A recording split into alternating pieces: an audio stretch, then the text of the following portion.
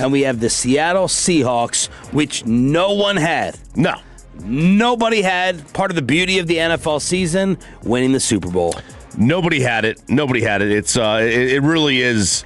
We've had a couple of, in the last month, remarkable stories. Indiana, the greatest, out of nowhere title ever. Yeah. And now Sam Darnold as a champion. We nobody had this at the beginning of the year. We thought Seattle was going to be a good team. They had made the playoffs with Geno Smith. They had been a competitive football team, but we all thought they had a ceiling. And I mean, this was a destruction. And imagine if New England played a real team in this game, what it would have been like. Like an all-time great Super Bowl champion. D-Law called it a little bit when he said, the whole thing about, I got a better shot to win a Super Bowl here. And we all laughed, and then there they are. And he let's be completely honest, he didn't think they were winning the Super Bowl this year either. Right. If we're being completely honest. But,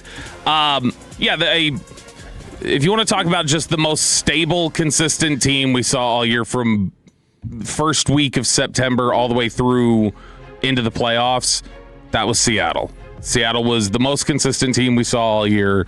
For a long time, it was the Rams. Then Rams started slipping at the end, and Seattle just kind of stayed steady. They're I think it said the first team.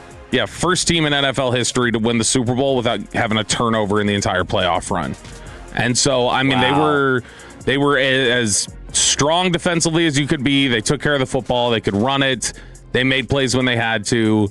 But God, the game itself was brutal. Tough. Did the scoring at the end save it from being the worst ever? And what do you think of as the worst ever? Rams, Patriots?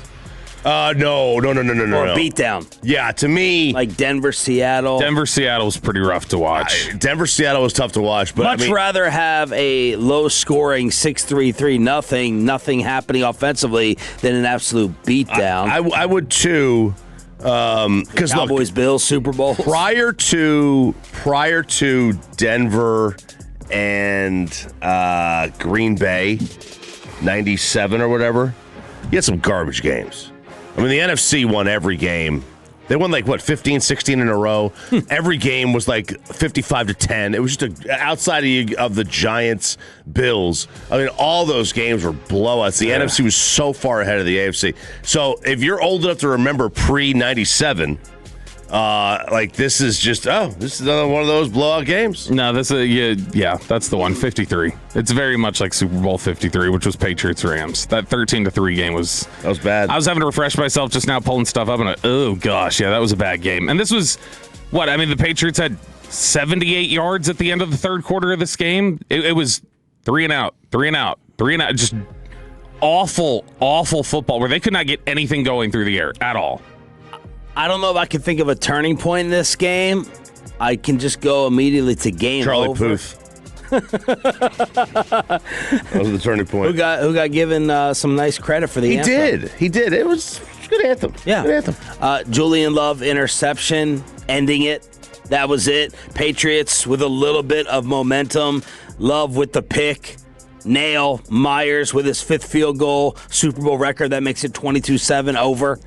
Yeah, maybe I'm trying to think. Maybe the strip sack in the third quarter that then Seattle goes on the drive to score the touchdown and that makes it 19-0. That may have been when it was all right, we're because I did feel, and they mentioned it during the broadcast last night, but I definitely felt like in the third quarter it was New England's gonna have to score on defense. They're going to have to strip sack or get a pick six or something because they're just not able to move the football. What happened to the runner-up for MVP, Drake Maye? Look, you want to give him an excuse for the weather in Denver? You can do that. But the week before, they struggled in that game. And then last night, it was non-existent. What happened? This guy finished runner-up for MVP, and people like me during the regular season even gave him the nod to win it over Stafford. Yeah, young quarterback. Hits the wall, starts getting things thrown at him he's not used to. That's honestly what I think happened. And all year he had trouble with pass rush. He took so many unnecessary sacks throughout the year, and they played some bad teams along the way that he was able to recover on a lot of those.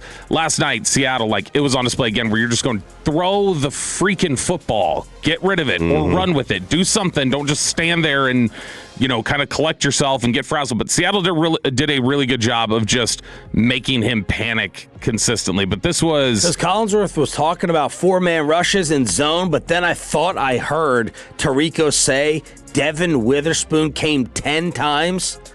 10 times on a DB blitz, including the one at the end that they returned for the touchdown. That was 4 straight games to close the season. 4 straight games for Drake Maye where he was sacked 5 times or more. He's a young quarterback who doesn't know how to get rid of the ball yet. It's the same sort of thing we saw early on with Dak, where Dak just you'd be like, throw it. What are you doing? And it's really common with young quarterbacks when they face intense pressures. They are just not good at getting rid of the football, knowing when to run. The stuff we saw, what New England needed last night was Dak against Green Bay in the regular season, where Micah was coming every single play, and he got the ball out. He knew timing-wise when to get the ball out, where to go with it. It's the benefit of being in the NFL for a decade, and that's just something Drake Maye doesn't have right now, and it looked like it. He was awful. T. Rainey coming in with fake May. I know that Portnoy was trying to print up the gay for May, but now it's fake May this morning. Yeah, look, he was bad. There's no other way to put it. He was. I don't know that you could have asked him to be any worse in this game. There were some passes I couldn't tell whether they were drops or he was off. On some third downs where it's like, they should have converted. Yeah, I mean, look, and again, Bobby said it's part of the young quarterback growth is that you've got to figure out when to get rid of the ball. You've got to figure out, you think like an entire regular season and some playoffs, we wouldn't be like, just doesn't know when to get rid of it. He finished second in MVP. I know. I think he needs I think it's one of those things. It's like 4 more years. It's not going to be an overnight thing. No matter how good you are, like even the best quarterbacks, even the best number 1 overall picks, they still had their growing pains. Then you get your guys like Mahomes who just come right into the league and win the MVP right out of the gate. But he's a unicorn. Drake Maye is a good quarterback that had a really off night and a really kind of rookie-esque feel to what he was doing out there. This is why the playoffs are so difficult. His playoff run was the Chargers, the Texans, the Broncos, and the Seahawks. That's 4 of the top 6 defenses in the NFL this year. And they throw things at him that he had not seen consistently, and it was... In terms of DVOA, if they had won yesterday, they would have knocked off the 1st, 2nd, 3rd, and 8th best defensive DVOA team. Those are 4 of the defenses we talked about all year. Less so the Chargers, but we saw them here in Dallas at the end of the year and saw how good they were defensively. But throughout the year, Seahawks, Broncos, Texans, that's like the 3 defenses we talked about the most, and they put him through a blender. And you had brought up the question, Choppy, last week when we were talking about the Patriots' run. Should we be judging what you have to go through in terms of the quarterback faced or the defense faced? And that was one of the things because all the defense they faced and people getting dragged. I think it was RG3 that got dragged online saying, we should be applauding the Patriots for going through these defenses, right? We should be saying this is the toughest run to get to the Super Bowl. And I'm like, okay, do we look at it like that? Because would you rather be, a quarterback that has to go through Tom Brady and Ben Roethlisberger or Peyton Manning to get to the Super Bowl, or would you rather be a quarterback that has to go through these 3 elite defenses to get to the Super Bowl and to win it? I don't think we never say, it's always quarterback versus quarterback. Yep. It's never quarterback versus defense. Stephen Ruiz at The Ringer tweeted last night, the worst playoff runs for quarterbacks who started at least 3 games in a single postseason. This is since 2000. And Drake Maye's total EPA was -29. The next worst was a tie between Peyton Manning and Rex Grossman of -22.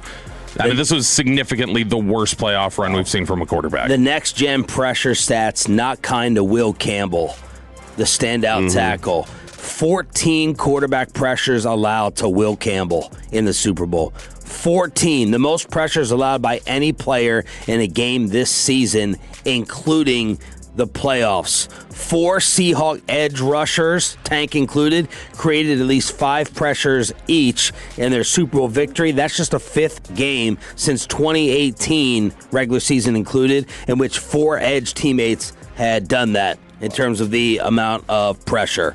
And you had the ugly stats to go along with it.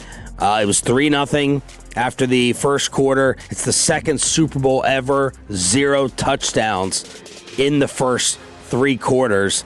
And then Tirico had the stat of the 3 and outs, which I'll get to in a second. I think there was 6 of the 7 last Patriot drives were 3 and out. 9 total possessions between the two teams, 7 punts, and we were in the second quarter. 7 punts in 9 total possessions, and 6 of the 7 Patriot drives, 3 and out in a row. Gross. And you're like all the... Except for the one. Yeah, all the pundits talk about, just please don't have a defensive struggle out there. Because I remember Joe Montana was like, when he was doing his little stand-up with Jerry Rice, he's like, I will fall asleep. He goes, I would like to stay awake for this game. Don't have a defensive type struggle. This is a struggle to watch. I mean, like you had the memes out there. Bad Bunny has more rushing yards than the Patriots, carrying the football. The meme, the streaker. The streaker had more rushing yards than the Patriots rushing yards, that they had rush yards. Like the memes that come out of this game are going to last and will be remembered a lot longer than the game. Mike Sando had the tweet last night. He said this was a slow chokeout game where Mike McDonald knew victory was nearly inevitable as long as he didn't take undue chances. Made the game less exciting, but victory more inevitable. And it's like, that's the thing. Yeah, he played the game in a way that's like, this is going to be really difficult for New England to beat us if we play this way. And it's not entertaining for a lot of people sitting at home. But he got a Super Bowl title out of it, so he doesn't care. Collinsworth was chastising them for even throwing. He's like, don't throw out routes. No. Don't throw an out route on third down. Just run the football with the Super Bowl MVP, Kenneth Walker. I was wondering, is it going to be Myers? Is it going to be Walker? If New England did anything on the other side, I know Bobby was tweeting about Christian Gonzalez. Mm-hmm. When do you ever see a Super Bowl where the quarterbacks aren't even remotely in consideration? It doesn't happen very often. What did Tirico say, like, when they had the touchdown run that got called back near the end of the game? Tirico, I think, said something like, oh, that could have made MVP interesting. It was like, I was sitting here thinking Walker was winning it at this point because I don't think they're throwing it to a kicker. Although, I don't know. They just threw Adam Vinatieri in the Hall of Fame, and that was ridiculous. I thought about Witherspoon for a second. Well, somebody defensively, some defensive representative, that would have made sense. Yeah. But Walker was the one who very early on, it just felt like, all right, this is the guy that's going to kind of move the ball downfield. I had no idea. I was stunned when they threw up the post game. Terrell Davis. That's the most rushing yards in a Super Bowl since TD. It's also the first 30 years. It's also the first running back MVP since TD. I cannot believe it's been 30 years since somebody ran for 135 yards in the Super Bowl. That's insane. Sam Darnold, of course, completes the all-time story, and he was emotional on NBC. It's unbelievable. Just everything that's happened in my career, but to do it with this team, I wouldn't want it any other way. So proud of our guys, our defense. I mean, I can't say enough great things about our defense, our special teams. I know we won the Super Bowl, but we could have been a little bit better on offense, but I don't care about that right now. It's an unbelievable feeling, man. I'm just so happy for the guys in the locker room and the coaches that put in so much effort throughout the whole season. I love one of the things I love about the way Darnold's presented himself is he doesn't seem like he's on some revenge tour. Like Baker seems like he was on a revenge tour. Darnold doesn't think he was wronged in the other places. He really thinks he sucked. Well, he did. And he did. He doesn't think like, I'm doing this to get back at the Panthers and the Jets and the Niners.